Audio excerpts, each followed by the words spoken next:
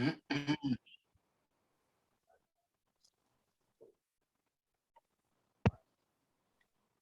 thank you everybody for joining today. Today is November 6, 2020. Our guest, we are so honored to have our special guest, Adam.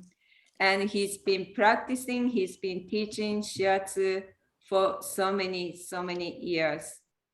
Shiatsu is awareness. We need to see, we need to feel, we need to sense energy. Energy we cannot see. Shiatsu practice, we need to see the energy. We need to feel the energy flow. How can we do it? So Adam, he's gonna teach us. He's gonna share a little bit tip of secret of Shiatsu practice. And we are so happy to have Adam in a special day. Thank you.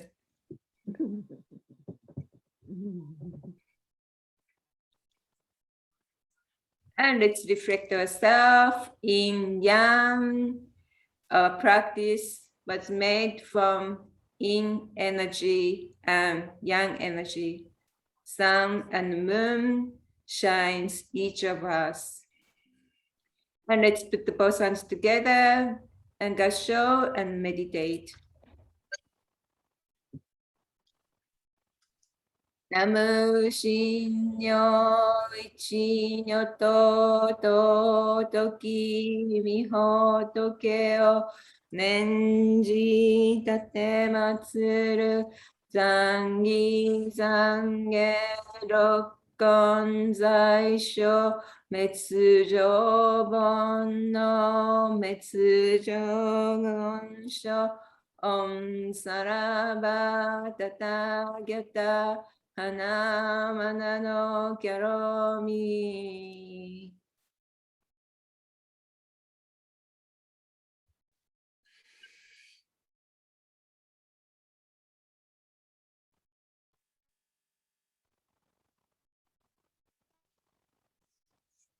And let's start with the Adam presentation.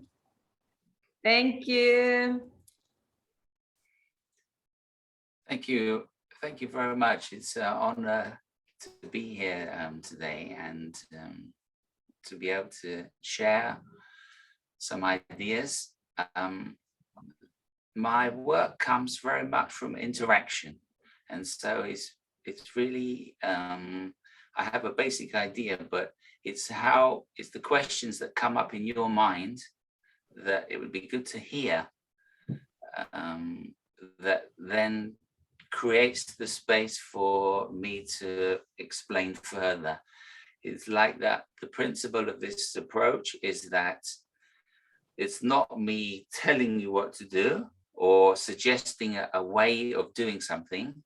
It's about we have an interaction, and in that interaction there is this idea that I can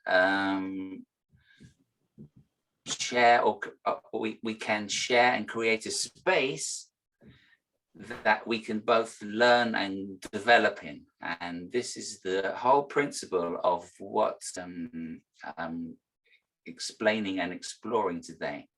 So what I'm going to do is I'm going to share my screen now, and I've got some slides that we'll go through, if that's okay with anyone. So if anyone has a question, please speak or type in the chat, and then hopefully I will be able to interact that way. Okay.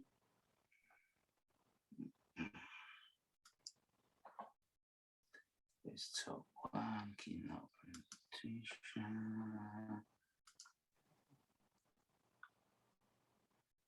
Okay, so can you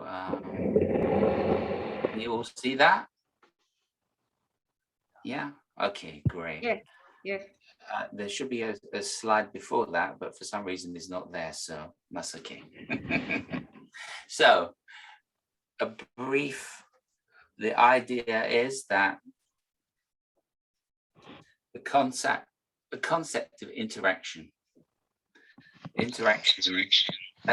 Another word for interaction is relationship.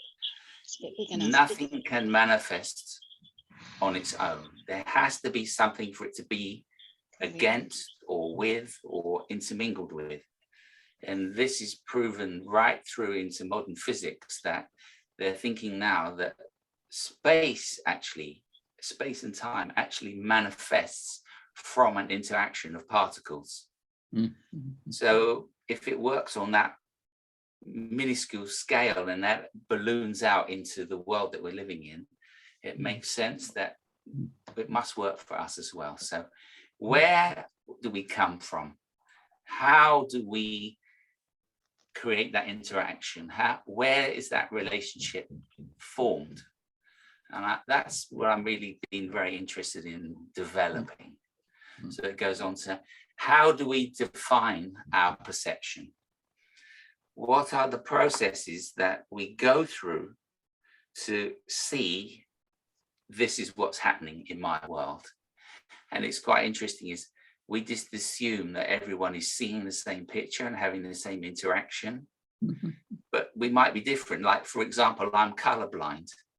So I'm on the spectrum of red and brown, I'm slightly colorblind. So I might be seeing the lovely colors of autumn completely differently to you, but we all assume we're seeing the same thing. And it's not a mistake, but when you go to develop a sense of where you are and how you interact with others, it's quite useful to remember that we're all seeing our own world from ourselves, our own senses. And that leads on to this idea is actually our senses is what creates our world. All of the senses feed back into our nervous system, and our mind and brain creates a picture which we then reference against in interaction with other places. So therefore, our perception of what we see creates our reality. Okay, it's often you see or you read in a book or a video or a clip on the internet. Think about this color. Imagine this light happening to you. Look for a certain sense. The problem with that is that you immediately leave your own senses to try and imagine what the person that's describing it is telling you to do. And as soon as you leave your senses, you're no longer in yourself. You're no longer as pure or as empty as you can be, because you're trying to put yourself in someone else's situation. So how do we listen to what someone else is suggesting and then relate it to ourselves? That's the question that I've been exploring. So does this make sense to you so far? Am I like, are you thinking he's mad? Or it's like, so it's like, if you want to, you can please ask a question or say, oh, I think this or that at any time. You're very welcome. It's not, but by the same token, if you're just happy for me to carry on a bit longer, then I will.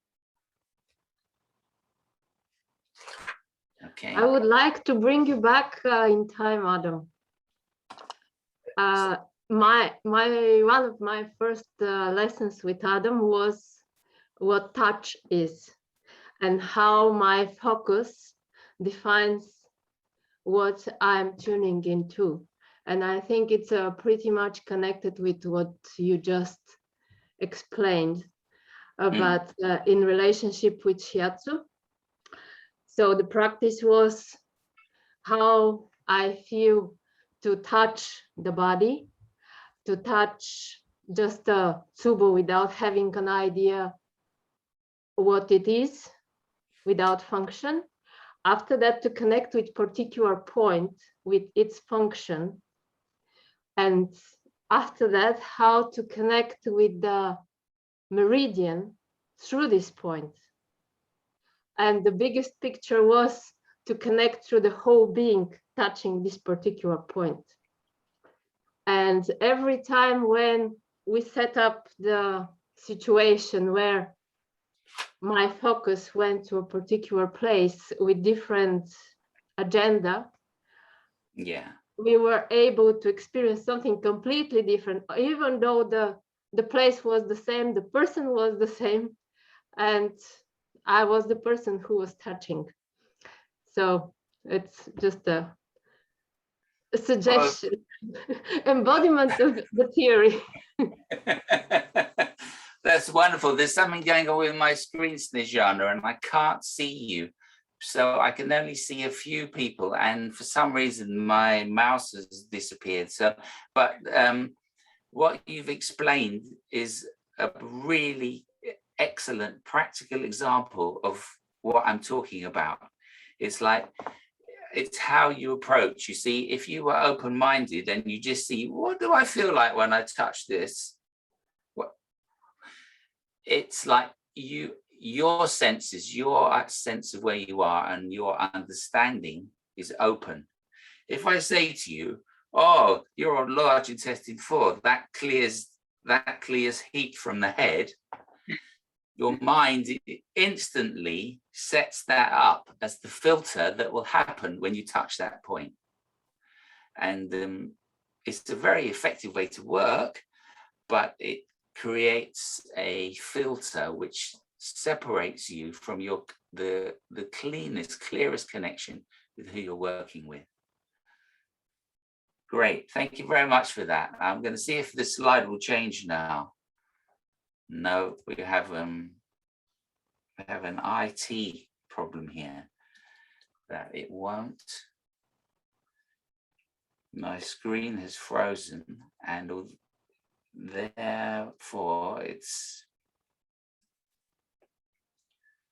How am I going to do this? Adam, do you want me to share the slides that you? Yeah, if you Shall do I it, do that? Dawn, that'd be great. And Yeah. then You tell hopefully, me. yeah. Okay. You've got once you come off, then I will share. I mean, stop sharing. My screen's completely locked. I can't do anything with it.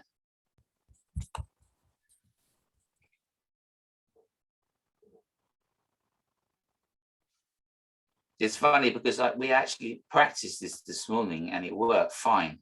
And now, of course, in the real world, it doesn't. And that, let me see that is down there. Stop video, participants.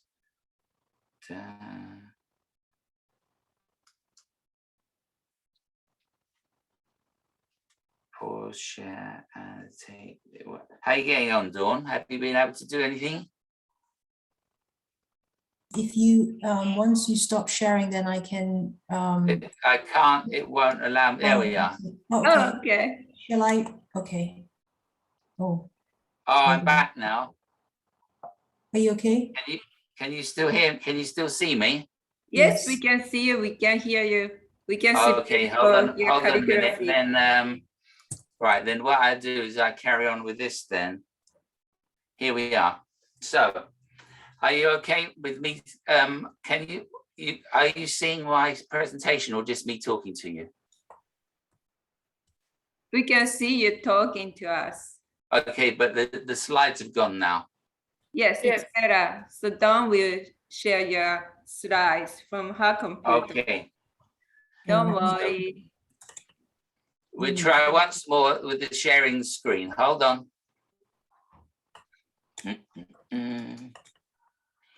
Let's see what happens again. I'm sorry about this. That's not my. Can you see? How is that? Can you see me? Can see the screen. Okay, and you can see the screen. Yes, you got it. Excellent. Right, we'll carry on like that. Sorry about that. Okay, the concept of interaction. So carrying on for what Snezhana was explaining. In classical Chinese medicine, the idea of interaction comes from two things meeting. That meeting creates an interaction. Okay. Yes. So on a larger scale, heaven and earth can meet. Okay. Expanded space and concentrated space can meet. And where they meet, there's an interaction. And the most lovely thing that really stayed with me when it was first explained to me is that interaction, that point of interaction is where human beings manifest. So we have the spaciousness of everything around us, and we have somewhere to manifest and explore that spaciousness. So everyone thinks of heaven as being above us, but I would like to suggest that it's not above us, it's all around us. So we're not always thinking about lifting ourselves up and connecting above, because that then leaves the solidness of our physical support behind. We need to find a way to be aware of our physical body and not shut off the connection to spaciousness. And that is a really interesting question in my mind. How do I interact with someone aware of space, but aware of my physical body? And that's the thing that I've been exploring, linking the practice of Qigong that I practice with touch. So without interaction, we cannot exist in any form. The actual interaction of Qi within this space creates the potential for our awareness to manifest. This space is the space we manifest within and from, but it also defines our awareness and sense of reality. That's a bit what I've been trying to do. So in this image, this is like one of the fundamental postures in the style that I practice. So the idea is that you stand connected to the earth, okay? In the classical Chinese, the earth is like represented by a square, okay? Now, interacting with the square is the circle, so space around us, okay? So the idea is that the space around us meets me and meets my awareness of the ground, and that interaction inside of me gives the space for my Qi to manifest and interact to create the meridians and the functions and my physical body. So it's a really lovely way of thinking, oh, how does energy create me? How am I connected to energy? It's not a one-way interaction. It's always two ways. So if you're fortunate enough to be on a beach in Dorset, you've got a lot of space all around you. I'm naturally halfway there. But at the same time, I don't want to be up here. I want to be feeling my feet on the beach and feeling the air and the weight of living within myself at the same time. And the idea of this posture is that it gives me the potential to develop that awareness. So any thoughts or questions about that?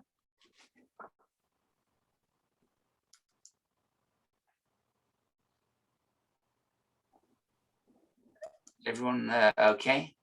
Yes, it makes sense. Okay. Sorry, Adam. Here we go. Thank you. Everyone is like, it's like, okay, so we're going to the next slide. Yes. Okay. If it will come up, there we are. So this is me doing the same posture from a slightly different angle. You can see this idea of the number 3. 3 represents what is above and below and what is in the center. Heaven and earth, humankind. You see yin and yang, and they interact. Their exceptional nature allows them to take control of the conduct of life and give meaning to the universe. So this is from a passage from one of my teachers' book, Elizabeth Rochette de la Vallée. And she is a specialist in classical Chinese philosophy and medicine. And from this book, it's another way of expressing what I was just talking about, this interaction. And the Chinese are also able to do it through numbers. Okay. So again, hopefully you get a sense of space. It's useful that I'm in an enormous space when I'm standing, okay? But eventually you can develop your ability to be in an enormous space when you're actually not. You just allow yourself to think of something and your your chi interacts to create that space for you. And hopefully I'm looking grounded there at the same time. There's an expansion and a contraction. So classically that's considered up and down, but I want you to think more in and out. So it's more of a dimensional, multi-dimensional, coming in and out of me, all over my body. Okay? Yes. All right, so we go on to what defines our perception. So the heart is considered the emperor of our system. The heart, it's a space, rather than think of it as an organ, if we think of it as a concept, as a reference point that we can reflect and our conscious and subconscious can manifest. Our system, our senses creates and prevents information, which we could call chi or ki, which can then reflect and interact, and we can respond to it, but we can only respond to it once we have a sense of what the information, what it means to us. So the information is presented to us via our senses, which are processed and eventually reflected upon. There's a lot written about the idea of a treatment is to create a space for your heart to feel comfortable within. That comfort, that spaciousness enables a clarity of thought and reflection, and that enables your true personality to manifest.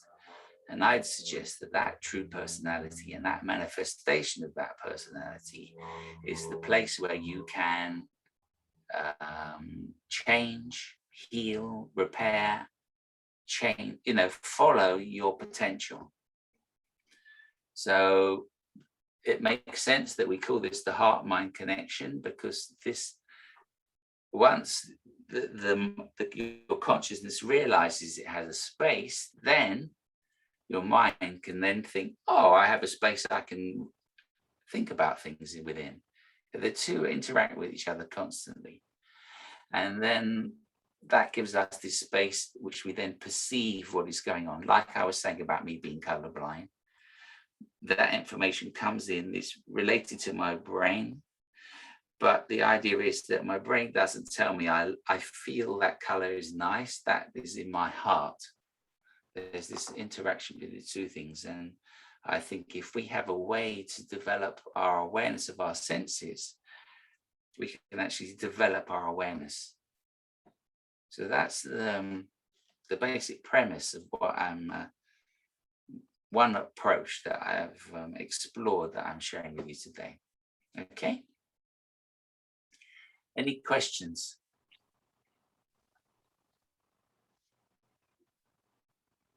Okay. So Don said in the chat, that's beautiful, Adam. When consciousness knows there is a space, we can develop our awareness. Thank you.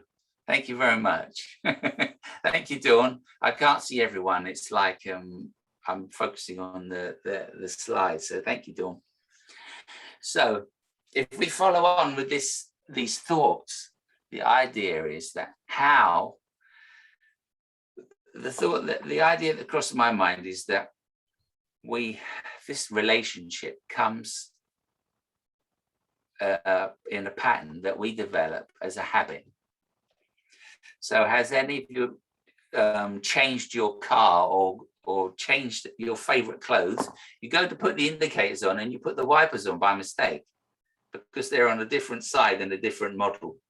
And however much you tell yourself, or you reach for the handbrake and it's in a different place, and you're reaching for something, or you can't put the seatbelt on. So although you know it's there, your habit takes you to the old place, and it can take months. And say you go abroad to a different country, can you drive a car which the steering wheel's on the other side? It's like, how easy to adapt? Or you change your clothes and the zipper is in a different place. So you reach down, you can see the zipper, but you always go to the old place where the old zipper was. Now that is just proof that we live constantly from a habit. So a habit of how we drive, maybe you don't drive, maybe something else that you do on a regular basis, how you stir your tea, drink, everything. So your perception, your interaction comes from your habit. You think you have a little bit of sense of free will of I can choose not to do my habit, but underlying, the chances are your habit is informing you what you're doing. It's like, it's just there, it's who you are. It's not necessarily a bad thing, but if you want to change, there has to be a way for you to reference, oh, I'm using my habit to do this, and offer your system a different way to do it. Now, the best way for your system to accept a different way is if it's better, if it's more efficient, because we are evolutionary biological beings.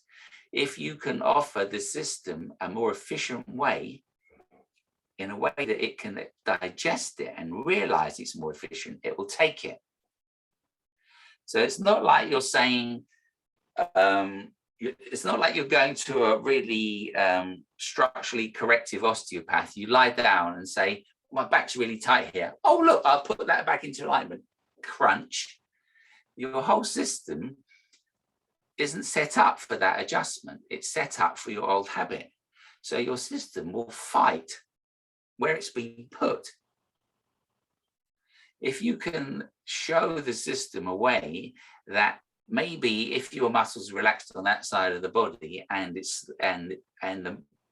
bone changed its relationship to the rest of the spine, you wouldn't be in pain.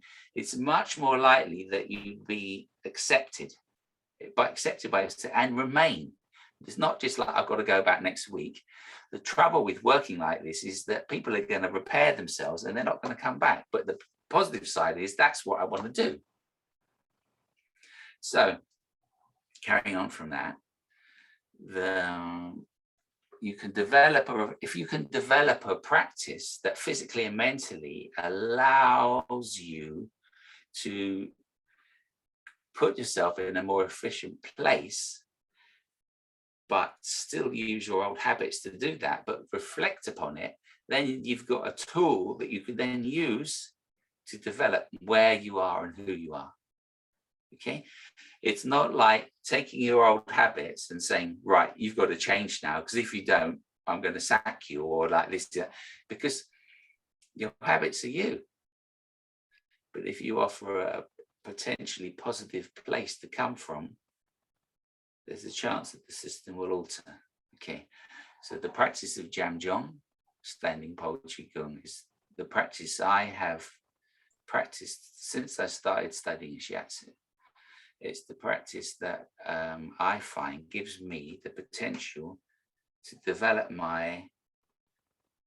how integrated I am. This is where it comes from. Physical integration. This is the way in to your habit. Your and body's Elaine said in the chat, so making use of our proprioception. Yes, exactly. So what you're doing, Elaine, is you're listening to your body. You don't have to necessarily do anything, because if you do something, you'll do it from the old habit. But if you listen, there becomes this little space that change can manifest in. Okay, so the important thing is how you do the proprioceptive exercise. If you do the exercise how the teacher tells you to do it, you're not following your habit. You're already trying to copy someone else. So the trick is to find a way to be yourself and offer change to the system. You see? So this is what we're going to do. That is a wonderful information that you just said. Thank you. If it works, it'll be great, won't it? So how do we develop our interaction, what we interact with? So we begin to orientate ourselves to our body, to our senses, and then a sense of self begins to develop. So I have an exercise for us all to do. Is that okay for everyone? Yes, please. Yes. Yeah, great. So just, I don't know if you're sitting on the chair or the floor, just see something out to the, in front or to the side of you. So reach out and pick it up. Hold it in front of you and look at it. Okay. And now you can put it back, down again. So make a note in your mind of any thoughts or feelings that came up when you reached out to pick it up and what it felt like to hold it. Okay. Now I'm going to give you some requests. Okay. So first of all, I'd like you to allow a sense of connection with the chair or the floor you're sitting on. First of all, feel yourself sitting. Okay. So then become aware of the bottom of your hip. Some of you know about the ischial tuberosity, the sitting bones. And if you're an acupuncturist or a shiatsu practitioner, it's where bladder 36 is. Okay. So allow yourself to move forwards and backwards so that you can feel the sitting bones interacting with the floor or the chair. So how you move is up to you. Okay. Now become aware of a place just in front of the tip of the coccyx, just on your, and now just think about that place, the tip of the coccyx. Now make in your mind, just make a triangle between the two sitting bones and the tip of the coccyx. And then allow the movement to continue.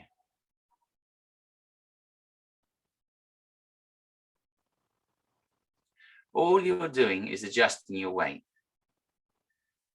You're not trying to use any muscles. You're just aware of those 3 points of contact with the floor or the seat.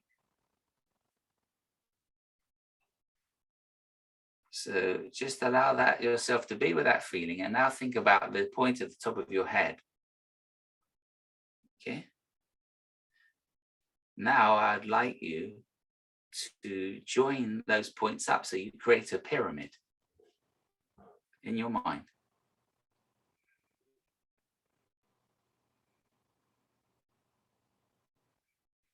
So you have this point at the top of your head, you have the 2 points you're sitting on the chair, and you have the tip of the coccyx.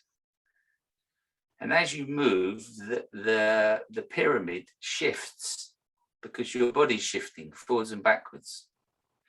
You're not trying to make the pyramid do anything, you're just aware of the pyramid within you.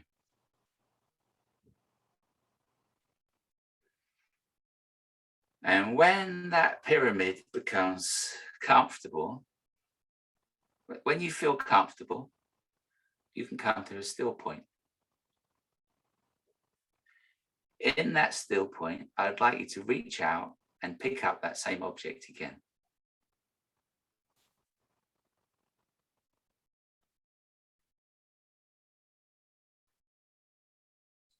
And look at it. And then put it back down again. And the question is, did it feel different?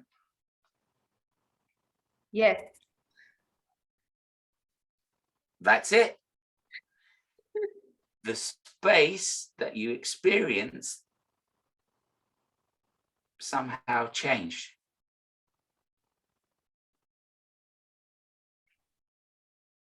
So what we would do in a class situation is explore how you felt different.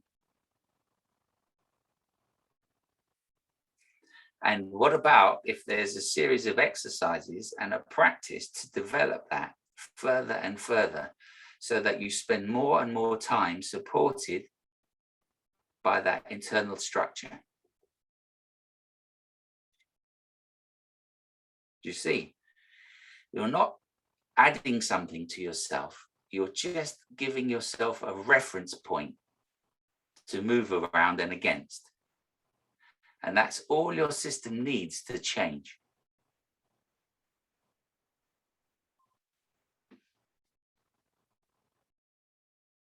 So we'll do the same exercise again, if you don't mind. Sitting bones, sitting on the floor, coccyx. This time, I want you to be aware of just between your knee fold, liver 8. So now you can take from the inside of your knees, just move your legs a bit closer together so you can feel a little bit of pressure there. Minimal, do not even, just a breath of pressure, and then soften that. Those 2 points then meet up with the points you're sitting on. Those 2 points then go from the inside of your knees up to the back, up to the top of your head. So you've made the pyramid much bigger. So what's it like to move with a larger pyramid? Is it more stable? Is it less stable? If it's more stable, does that change how your neck feels? Because if your body perceives stability, it can relax against it. And if it can relax, it can start to change.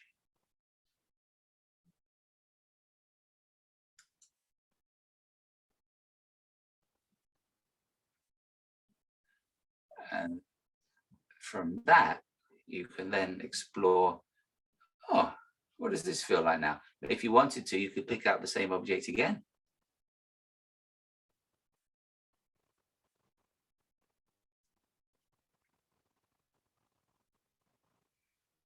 It's great.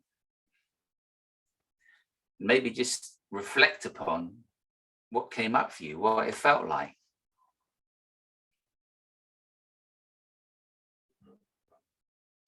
Maybe afterwards we can discuss this a bit more. I've only got a couple more slides to go, okay? Okay.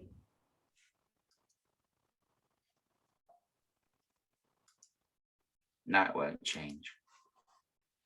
There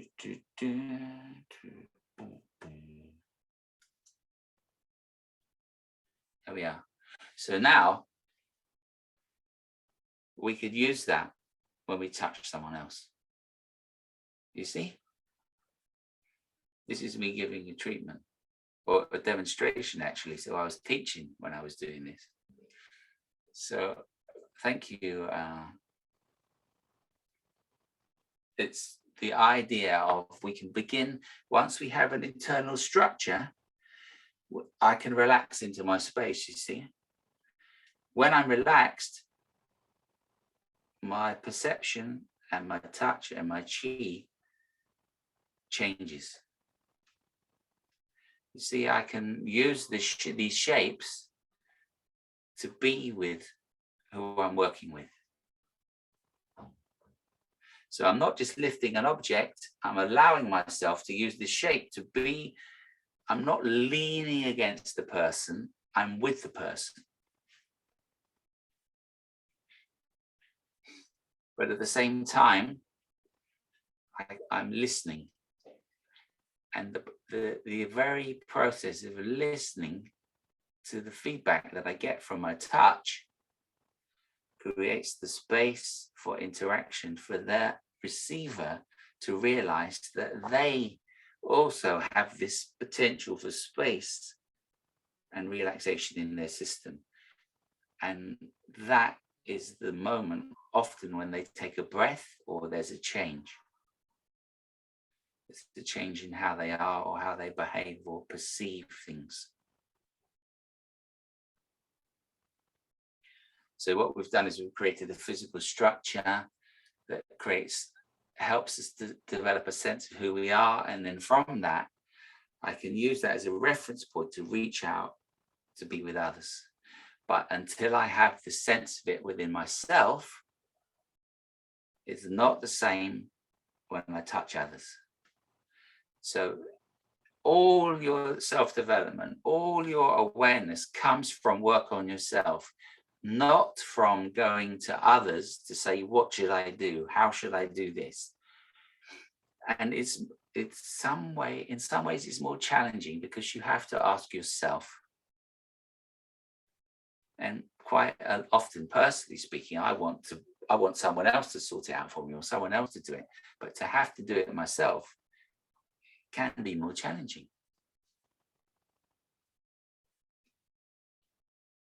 So they're my slides, and I thought from that we might have some discussion. So I'd like to thank my teachers, students, peers, because that interaction, those questions, has helped me develop this sort of approach. So I didn't want to make the presentation too long, but then you can take this into all sorts of other, you can take this into higher diagnosis. As Snejana said earlier, the function of the points, how you connect to the whole body. There's this question in some styles of shiatsu. Oh, how do you relate to heaven and earth when you reach forwards, when you're palming along a meridian? Well, whatever positioning you're related to heaven and earth, it doesn't matter, because if you have your internal support system, you're always in connection with what's around the heaven and earth around you. It doesn't have to be an upright, downright. Look, I'm straight, therefore I've got heaven and earth in me. I can have heaven and earth in me in any shape I want or make, providing I allow the internal structure to hold me up. So that frees up your shiatsu massively, because you're not worried about is U20 pointing up towards the sky. It doesn't matter. It makes it redundant. So that are my thoughts today, and hopefully I can now stop sharing and we can have a bit of discussion about it.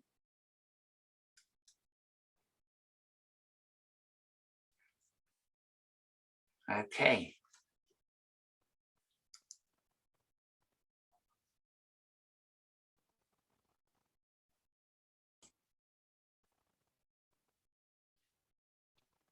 So here's Adam's information. Anybody, please, if you have any questions, please contact him. He'll be able to help you.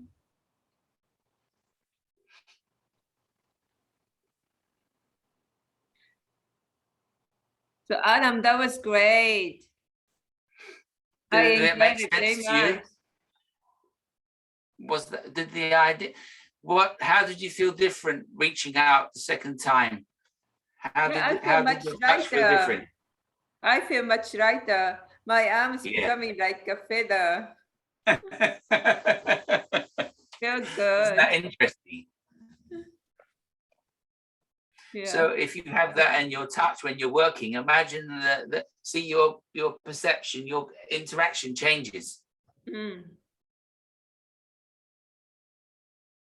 Yeah, what I found, Adam, was that it very much reminded me of a time several years back when most of my ki or chi development was done on horseback. Yeah. And so this idea of your seat bones and your coccyx as being like a triangle, and then going up through Do 20. When Pauline Sasaki taught us the whole concept of spinal alignment, I remember explaining that to my daughter when we were going on a ride somewhere. And so we kind of went into spinal alignment, and her horse, which was an ex-racehorse, which was what we called a nose poker. It used to kind of go around like that. It just went, oh, you mean like this? And it went into a beautiful dressage position. And so when you were talking us through that exercise, it really reminded me about that. And then when I picked up my piece of paper, having gone into the kind of position that you said, what I really noticed was that I was very balanced, because I've got a reasonable posture anyway from all the riding. Yeah. But what I really noticed was the tactile sense of what was in my hand. Well, absolutely. Yes. So it was just like this was set, but I had really had this perception of what there was underneath my fingers. Fantastic. That's textbook perfect. That's lovely, Elaine. It's so interesting how just having a reference point internally develops our senses in such powerful ways. It's really fascinating, isn't it? Yeah, absolutely. Absolutely. It was so amazing, Adam. You know, before the exercise, when you said just pick up the cup, automatic coffee. The moment we did the sit bones, coccyx, just those two connections first, immediately I felt a resonance up my spine. Yeah. And then later on, you added the top of the head. Then I picked up the cup, and I felt so appreciative of what even I was holding. And I felt really more in my being present with it. That's really interesting. Someone else, I did that with someone else, and they said something very similar. Rather than them having to, there was an awareness, there was almost a gratitude of holding the cup in their hand, and it's just so fascinating just by adding those things. But the interesting thing is, you don't have to always think about the triangle. If you practice the exercises enough, they're with you, they become part of you. But it's just finding the right exercises and learning them and practicing them in a way that your body can accept them.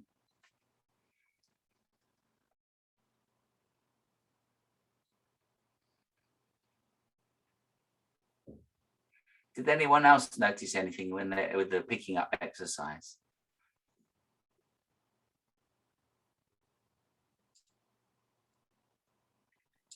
How about you, Eva? Oh, that was great. I had visions and connected with space, with heaven, and with earth, and I felt inside changes with every exercise inside my body, and I'm really amazed. I'm not a practitioner, I'm a social media person, and I learned so much here. Thank you so much. Oh, thank you, Eva, for saying that. Okay, well, that's the principle. I tried to make the presentation as basic as possible, so that it wasn't like too complicated, and that we all had an experience of allowing our structure to support the manifestation of a space where we can listen to our senses. That's basically what we were exploring. And then you can take that, and then you can do all sorts of other stuff with it. So I have a question. Yes. So because it took a while for me to develop my awareness, but the practice is how to get into that state. And then yes, the qigong practice helps you develop becoming more and more connected. And as you become more connected, then you can do your work, whatever your work is, develops. Okay. Just like Dawn was saying, that the coffee changed, so, and Elaine said the paper changed. Whatever you interact with, you get much more interaction and feedback from. So whatever you do changes. So and then as that changes, your relationship to the world changes, and then who you are, it's who you truly are can come out. So it has profound potential. That's And great. it's not, and Yes. you haven't got to follow someone's instructions telling you what to do. You do it yourself. And I think that's very important, because otherwise we spend a lot of time saying my teacher can do this and my teacher can do that, but it's not. As you did it yourself. I didn't do anything except worked out a way to give you a little glimpse of it. So do you prepare and put yourself in that state before therapy with the client? Yeah, I try, but I try to be in that state as much as possible. So yeah, you can do simple exercises, and then yes, you'd be more in that state. It would be helpful. Yeah. Okay. Thank you. Brilliant. Thank you. May I add something about Yes. this choice of the freedom that this practice gives? I have an example. In the very beginning, when I start practicing with Adam, I'm terribly curious person, and I want to explore everything and to have answers for everything. So while he showed the practice, I asked, should it be in this way or in the other way? Which one is the right way? And he said, well, try one way, try the other way, and see what comes up for you. And in fact, this was the turning point where the reference point became my own personal experience of what I do. And after that, this principle just spread around my life, which was very a useful way to see the world. That the right way is my way, and there's no right answer. There are different answers depending on how open I am. So this is the revolution of this way of practicing for me.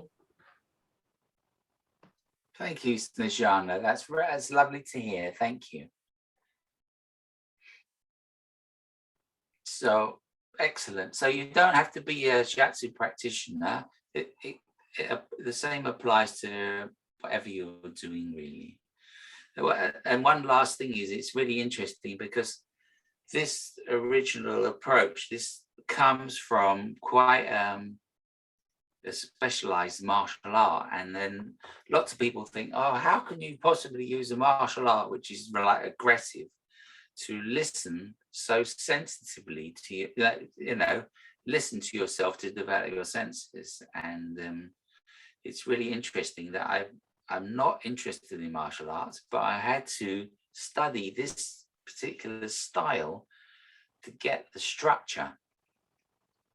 So the structure I've then used to reference this sensitivity, this developing ourselves. It's a very interesting, I suppose it's a twisted thing. There was a first slide that I didn't get to show you because there was something wrong with my screen at the time, and it was about my history of who I studied with, where I went to, and it was basically, I was interested in movement and body work. Then my teacher said to me, because I was interested in Alexander technique, freedom of the top of the spine, basically. Freedom of the top of the spine in relation to the rest of your body, in relation to what you're doing. So then she recommended Tai Chi, and then from Tai Chi, I found a particular teacher that studied this style of Qigong. And then from that, I studied with his teacher, and then always the same style. I've only studied one style of Qigong. So I was really fortunate to find the style that was right for me from the beginning, because I didn't have to go off and, no, that's not right for me, and unlearn something. I've always learned to try and understand the same thing for like 30 years now. So I'm very, very, very lucky in that respect. And then as soon as I started studying shiatsu, I did the same thing. I tried to understand how my structure created the space for interaction with others. And I'm very fortunate. I studied with some wonderful people. One of them was Clifford Andrews. And back in the late 90s, he had this, the question he asked in class was, how can you create an expanded physical touch? Because as soon as you touch someone, you condense. And as soon as you condense, you're limiting your connection. So that question, here we are talking about it. So you did it. You stayed expanded and you condensed and picked something up. So you can do it. So thank you, Clifford, I could remember exactly where and when it was. September 1997, he asked me that question. And here we are now, November 2021. And here's my answer to you, Clifford.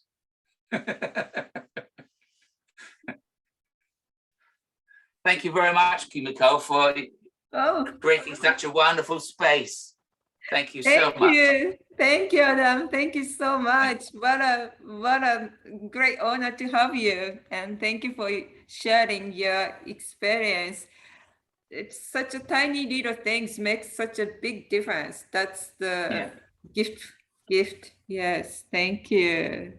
Thank you. We will carry this awareness to everyday life, and it makes huge difference, I'm sure. Exactly. Thank you so much. Very powerful lecture, and in such a short time, I'm really grateful that I could be put in such a deep state of awareness.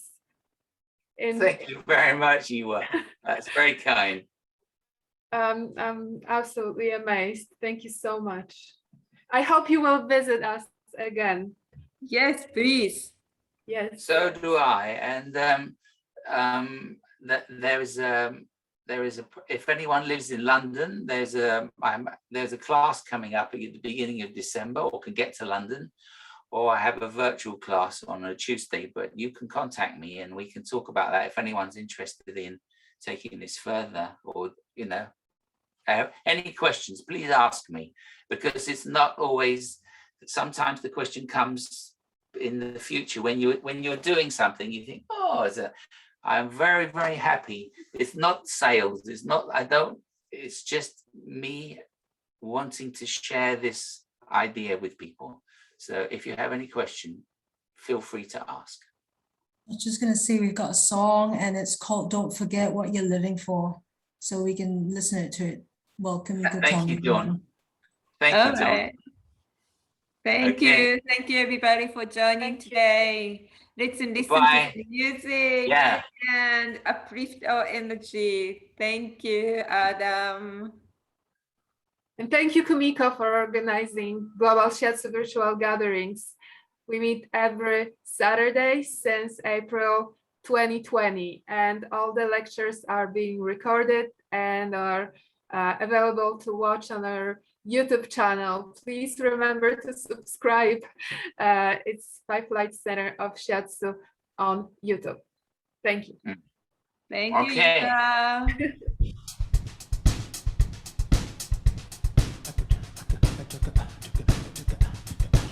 Come on.